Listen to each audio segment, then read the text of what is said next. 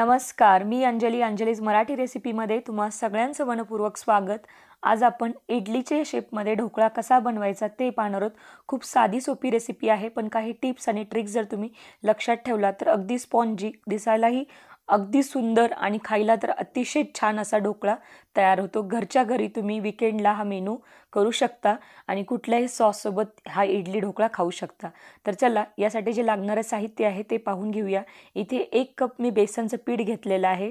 तर हे बेसनचं पीठ मी घरीच दळून आणलेलं पीठ आहे आणि जर तुम्ही बाहेरचं पीठ वापरत असाल तरी चालेल। इथे आपण 3 टेबलस्पून बारीक रवा घ्यायचा आहे आपल्याला, किंवा सुजी म्हणता येईल याला।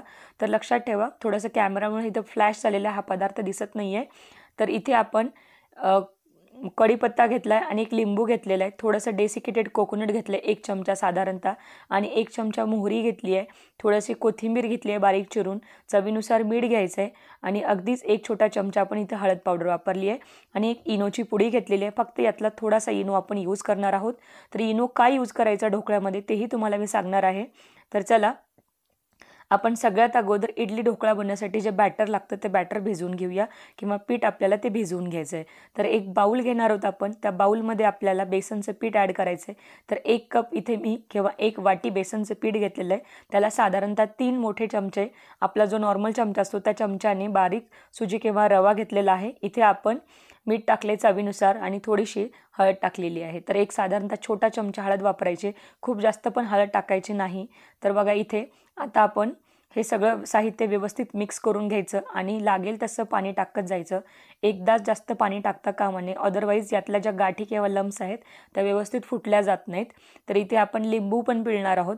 तर इथे मी 1 लिंबाचा रस इथे वापरलेला आहे। तर लिंबाचा रस याकरता, जसं आपण नॉर्मली सिट्रिक ॲसिड वगैरे यूज करतो किंवा लिंबू सत्व जे असतं ते यूज करतो, त्यासाठी मी ते लिंबू वापरलेला आहे।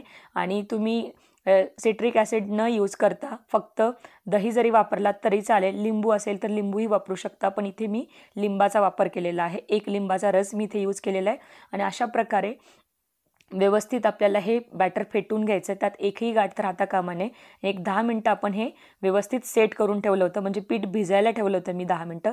10 मिनटानंतर त्यातली जी सुजी आहे ती व्यवस्थित फुगली जाते आणि बॅटर थोडंसं थिक होतं। त्यानंतर असं मी अर्धी पळी थोडंसं पाणी टाकलेलं आहे, आणि त्यानंतर अशा प्रकारे बॅटर बघा बनवून घेतले। अगदी स्मूथ बॅटर अशा प्रकारे आपल्याला या ढोकळ्या इडलीसाठी लागणार आहे।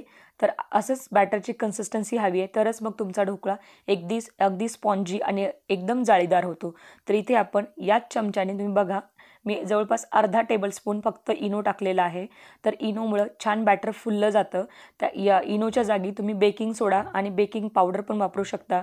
तर बेकिंग सोडा 1 छोटा चमचा आणि 1/3 तुम्हाला थोडासा बेकिंग पावडर वापरता येईल। तर लक्षात ठेवा, बेकिंग सोडा आणि बेकिंग पावडरमुळं थोडंसं हळदीसोबत ते रिॲक्ट होतं आणि तुमचा ढोकळा थोडासा लालसरमध्ये मोडतो। त्यासाठी इथे मी इनोचा वापर केला आहे। इनोमुळं अगदी छान कलर येतो आणि व्यवस्थित आपली ही इडली ढोकळा पण फुगली जाते। तर बघा हे पीठ किती छानपैकी फुगलेलं आहे आपलं। तर आता जास्त वेळ बाहेर न ठेवता त्याला इडलीच्या प्लेट्समध्ये टाकून घ्यायचं आहे। टाकत असताना थोडं थोडं टाकायचं, खूप जास्त जर टाकलं तर ते फुलून बाहेर येण्याची शक्यता असते। त्यामुळं नेहमी अर्धीच प्लेट भरायची, आणि अशा प्रकारे आपण 3ही प्लेट इथे भरून घेतलेल्या आहेत। तर आता आपण इडलीच्या या बुडाला अशा प्रकारे पाणी टाकून, जसं नॉर्मल इडली लावतो त्याचप्रमाणे इडलीच्या प्लेट सगळ्या लावून घ्यायच्या। इथे मी 3 प्लेट्स लावले। साधारणतः इथे माझे जवळपास 12 इडली तयार होतील। 15 ते 20 मिनिटांसाठी आपल्याला हे गॅसवर व्यवस्थित इडली शिजवून घ्यायची आहे। तर तेव्हा इथे बघा आता मी त्या इडली ढोकळ्यासाठी तडका रेडी करत आहे। तर एका तडका पॅनमध्ये 2 टेबलस्पून आपण अशा प्रकारे तेल टाकलेलं आहे। तेल गरम झालं की मग त्यात आपल्याला मोहरी वगैरे ॲड करायची आहे। तर अशा प्रकारे 1 टेबलस्पून इथे मोहरी मी टाकलेली आहे। कढीपत्ता पण आपण यातच टाकून घेऊया अशा प्रकारे। तर आता इथे आपण एक साधारणतः 1 टेबलस्पून थोडंसं मी साखर टाकलेली आहे। साखरेने छान एक चव येते, आणि यात थोडंसं मी पाणी टाकून अशा प्रकारे हा तडका उकळी आल्यानंतर बंद करून घ्यायचा आणि तो तडका थोडासा थंड होऊ द्यायचा। तर इथे आपल्या दुसऱ्या साईडला ही जी ढोकळा इडली आहे ती तयार झालेली आहे। ही तयार झाली कसं चेक करायचं, तर एक सुरीच्या साहाय्याने हे प्रेस करून बघायचं. जर हे पीठ या सुरीला लागत नसेल तर ते अगदी क्लिअर निघालं की समजायचं की आपली इडली ढोकळा इथे तयार आहे. तर बघा म्हणजे मी इथे दाबून दाखवते तर किती छानपैकी असं एकदम प्रेस केल्यानंतर पण एकदम स्पॉन्जी झालेली आहे. आणि थंड झाल्यानंतर प्लेट्स मी अशा प्रकारे ही इडली काढून घेतलेली आहे. अगदी सहजपणे ही इडली प्लेट्सला सोडते, म्हणजे व्यवस्थित ती क्लिअर निघते. आणि गरम असताना बिलकुल काढू नये, अदरवाईज ती खाली चिटकण्याची शक्यता असते. थंड झाल्यानंतर ती एकदम गुळगुळीतपणे निघून येते प्लेट्स बघा.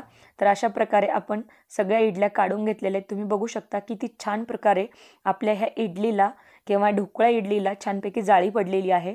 तर ही खूप सोपी रेसिपी आहे. तर आता एका प्लेट्समध्ये मी या इडली ढोकळा काढून घेतलेला आहे. खूप लाईट वेट होते ही आणि अगदी स्पॉन्जी होते, जाळीदार होते एकदम. तुम्ही बघू शकता किती छानपैकी कलर आलेला आहे.